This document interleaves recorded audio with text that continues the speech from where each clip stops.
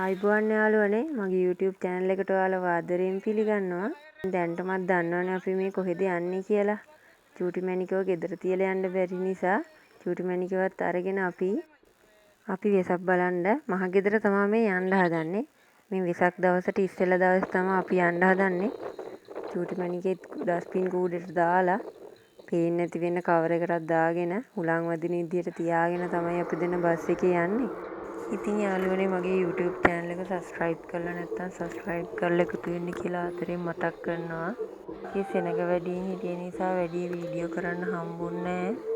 චූටි මැණිකවත් පරිස්සමට තියාගෙන අපි දෙන්න බස් එකේ ගිහිල්ලා තාත්තා මගට ආව එක් කරන් යන්න. ඒක කවරෙන් එළියට අරන් ඩස්බින් කූඩේ වෙනම තියාගෙන තමයි ගියේ.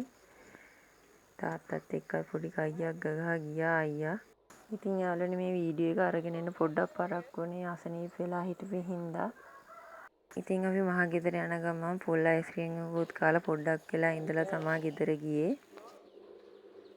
මේ සැරේ මහ ගෙදරට වෙසක් කූඩු හදන්න කාලයක් තිබුණ නැහැ කියලා බෞද්ධ කොටි ටිකක් දාමු කියලා බෞද්ධ කොටි ටික තමයි මේ දාන්නේ අයියයි තාත්තයි. මේ අපේ බෝලේ 4 වටේම ගම පුරාම ඇවිදිනවා. දැන් ඔය අපි ආවම කතා කරන්න තමයි දුවගෙන ආවේ. hina වෙවි ඉඳලා යන්න. මේ බින්කි. එයා කොහෙවත් යන්නේ. එයා දන්නේ ඉතින් පස් ගොඩක් හාරගෙන බුදියේගෙන ඉන්න තමයි. ඉතින් චූටි මැණිකවත් හිමීට ෂේප් කරගන්න මං කුප්පමේනිය ගහක් ගෙනල්ලා සෙල්ලම් කර කර ඉඳලා එයා ඒකේ මුලත් කෑවා. ඊට පහුවදා උදේ මේ අපි ගේ ඉස්සරහා ග්‍රවුන්ඩ් එකක් තමයි මේ තියෙන්නේ. පොඩ්ඩක් වැස්සා උදේම නැගිටින්න ටිකක් පරක්කු වුණා. අපි බස් එකේ එන්නත් ගොඩක් තීරණය කරේ වැස්ස හින්දා. මොකද පොඩි පූස් පෙටියවත් අරන් එන හින්දා තෙමි එන්න බෑනේ. ඉතින් පොඩි පොළු පැටියත් එක්ක ටිකක් කතා කර කර ඉඳලා අම්මා ළඟම දන්සලෙන් මඤ්ඤොක්ක ගෙනාව උදේම. මඤ්ඤොක්ක කෑල්ලකුත් කාලා මේ වෙසක් පොයට පොල් ගහවෙල පන්සල් යන් කියලා තීරණය කරලා මිදුලේ ගහේ වෙරළු ගෙඩියක් කටේ දාගෙන මම මේ මල් ටිකක් කඩන්න තමයි. ඉතින් ගෙදර ගිය වෙලේ අම්මා හදලා දුන්නු වෙරළු අච්චාරුව මම ඔයාලට වීඩියෝ එකකින් ගෙනල්ලා ඇති. ඒකත් බලන්න යාළුවනේ. ඉතින් මල් ටිකක් කඩාගෙන ඇඟපත හොදගෙන මායි අයියයි අම්මයි තාත්තයි මේ බාප්පගේ පුතා තමයි මේ කියෝ කියන්නේ පඬිතයා. ඉතින් අපි 5 දෙනා විතරක් නෙමේ අපේ නැන්දලත් එනවා කිව්වා. ඉතින් ඒ නැන්දලා මගින් නගින්නම් කිව්වා වාහනේට. එයාලා වෙක් කරගෙන යන්නත් එක්ක අපි යන ගමන් හිටියේ. ඉතින් එයාලවත් දාගෙන යද්දි අපිට ඉස්සෙල්ලාම අයිස්ක්‍රීම් දන්සලක් තමයි හම්බුනේ. අපිට සරුවක් දන්සලක් හම්බුණා. අයිස්ක්‍රීම් කාපු ගමන් හින්දා අපි ඒ සරුවත් ඔක්කොම බෝතල් වලට දාගත්තා. පස්සේ බොන්න කියලා. ඉතින් අපිට ටූ බාර් දන්සලක් හම්බුණා. එයාලා කවරේ අහක් කරලා තමයි දුන්නේ. ඒකෙන් ගොඩක් පරිසරය විනාශ වෙන කාඩුයි. අපි යමින් ගමන දෙපැත්තේ තියෙන කවර දෙකේ උඩට කරලා ගැට ගහගත්ත හුලං එන පුළුවන් විදිහට අපි ඉතින් පොල්ගහවෙල මහ මෙවුනාවට ආවා යාළුවනේ. එදා නම් මාරම සෙනගක් හිටියේ පොල්ගහවෙල මහ මෙවුනාවට ඇතුල් වෙන තැන ඉඳලම. ඉතින් පොඩ්ඩක් පොලිමේ ඉඳලා හිමීට කට්ටිය ඇතුළට යන ගමන් තමයි මේ ඉන්නේ. අපි පොලිමේ ඉවරලා එළියට ආවා. මාර සෙනගක් ඉන්නේ පොය දවසේ නම්.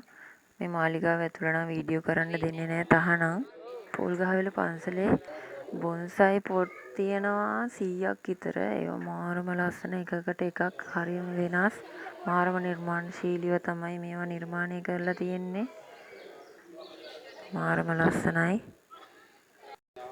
ඉතින් පොල්ගහවෙල පන්සල මාරම ලස්සනයි. ගෝල්ඩ් පාටයි මේ වගේ මේ වීඩියෝ වලට වඩා මාරම දීප්තිමත් භාවයක් තියෙන්නේ. ඉතින් මාර අවුවසරක් තියෙන්නේ. වැහි අවුවක් තියෙන නිසා හරියට වීඩියෝ කරගන්නත් බෑ.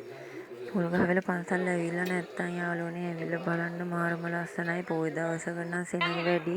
යාළුවනේ පොල්ගහවෙල පන්සල් ගිහිල්ලා දැන් අපි එළියේ තියෙන කඩ ටිකේ තමයි ඇවිදින්නේ. මොන හරි අයිටම් ටිකක් ගන්න තමයි. වළං එහෙම ගොඩාක් අඩුවට තියෙනවා. යන ගමන් මාඔයේ තියෙන එකම සංගිරි පාලමටත් ගියා. ඉතින් පොඩ්ඩක් ගැස්සෙනවා හෙල වෙනවා බයයි. ඉතින් මොනව කරන්නද ඉතින් ආසාවට ආවා. එහා කෙරෝවලටම ගිහලා මෙහා කෙරෝවලටම කට්ටියම ඇවිද හිටියා. පොල්ගහවෙල පන්සල් යන ගොඩක් දෙනා සංගිරි පාලම බලන්න යන්නත් අමතක කරන්නේ නැහැ. ඉතින් පොඩි බඩගින්නකුත් තියෙන නිසා අපිට ඊට පස්සේ හම්බුණා ෆ්‍රයිඩ් රයිස් දන්සලා. ඒක පොඩ්ඩක් අඩුවෙන් තිබ්බ නිසා අපි ඒකට ගියා. මාරම රහයි. කවුරුත් බෙදාගන්න කිසිම දෙයක් ඉතුරු කරන්නේ නැහැ. ඔක්කොම ඉවරෙන්නම කනවා. ඒ තරම් රහයි ඒ ෆ්‍රයිඩ් රයිස් දන්සල. අපි මේ දන්සලෙත් කට්ටිය එක තැනකට එකතු වෙලා බත් ටික කෑවා. ඉවරෙනකම්ම කෑවා. කොහොම ගියා තව දන්සල් ගොඩාරියක් වැන්දා. කොහොම හවස් වෙද්දි අපිට තව දන්සලක් හම්බුණා බත් දන්සලක්. ඒකේ තිබ්බේ කිරිකොසුයි සෝයා මිටු තෙල් දාලයි මිරිස් බෙදලයි ඒකත් මාරම රහයි. ඔයාලටත් හම්බෙච්ච මේ වගේ රහම රහ දන්සල් ගැන මටත් කමෙන්ට් එකක් දාගෙන යන්න. මගේ වීඩියෝ බලන්න මාව සබ්ස්ක්‍රයිබ් කරලා තියාගන්න කියලා ආදරෙන් මතක් කරනවා.